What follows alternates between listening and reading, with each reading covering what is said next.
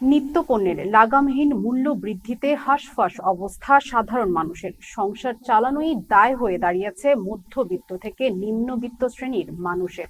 মাস শেষে আয় ব্যয়ের হিসেব মেলাতে পড়তে হচ্ছে কষ্টকর পরিস্থিতিতে। এদিকে নিত্যপণ্যের মূল্য সহনীয় পর্যায়ে নামার তেমন কোনো আভাস নেই, তবে কিছুটা কমেছে ডিমের দাম। অন্যদিকে গত সপ্তাহের চেয়ে পেঁয়াজ ও কাঁচামরিচের দাম বেড়েছে। বাজার পরিস্থিতি নিয়ে বিস্তারিত জানাচ্ছেন মারুফা কামাল। বাজারে সয়লাভ, সবজি, মাছ, মাংস সহ সব ধরনের নিত্যপণ্যে, কিন্তু দামটা হাতের নাগালে নেই। দফায় দফায় দ্রব্যমূল্য বেড়ে যাওয়ায় দুর্ভোগে সাধারণ মানুষ।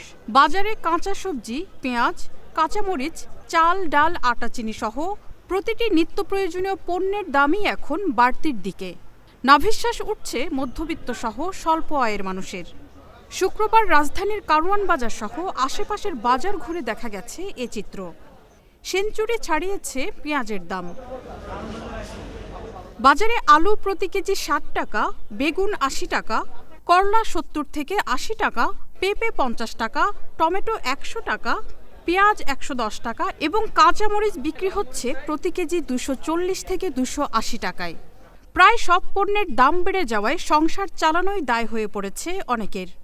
সবকিছুর দামই অনেক বেশি এবং আমাদের মতো মধ্যবিত্ত পরিবারে যারা আছে তাদের জন্য আর কি এটা চলতে অনেক হিমশিম খেতে হয়।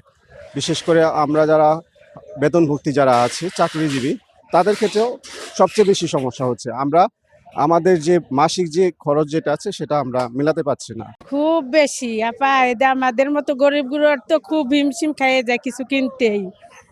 ৫০ টাকা হইলে পেঁয়াজ ধরেন আমাদের যে খাইছি যে পেঁয়াজ ৩০-৪০ টাকা, এতে ১০০ টাকা কিনতে হচ্ছে।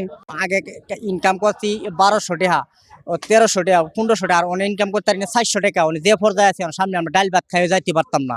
পেঁয়াজটা মনে করেন ৯০ টাকা, ১০০ টাকা আছেন, এখন আবার ১০ টাকা ২০ টাকা বাড়ছে।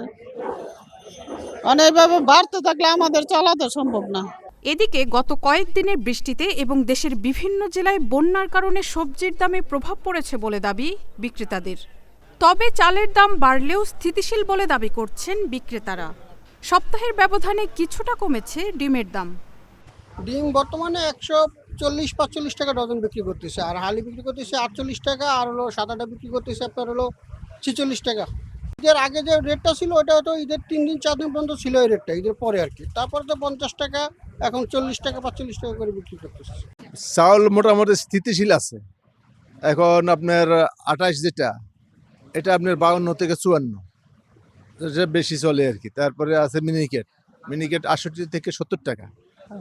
আর নাজির বিভিন্ন কোয়ালিটি আছে, ব্র্যান্ড অনুসারে আপনার ৭২ থেকে ৭৬ পর্যন্ত আছে। দুন্দুল হচ্ছে গত সপ্তাহ ছিল আর কি ৪০ থেকে ৫০ টাকা, এই সপ্তাহ ৬০ টাকা।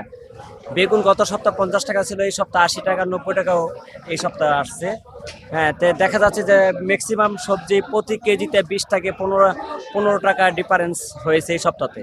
এদিকে নিত্যপণ্যের বাড়তি দামের কারণে ১৪ মাস ধরে মূল্যস্ফীতি রয়েছে ৯% ওপরে। বিশেষ করে খাদ্য মূল্যস্ফীতি বেশি ভোগাচ্ছে সাধারণ মানুষকে। Marufa Kamal, channel S, Dhaka.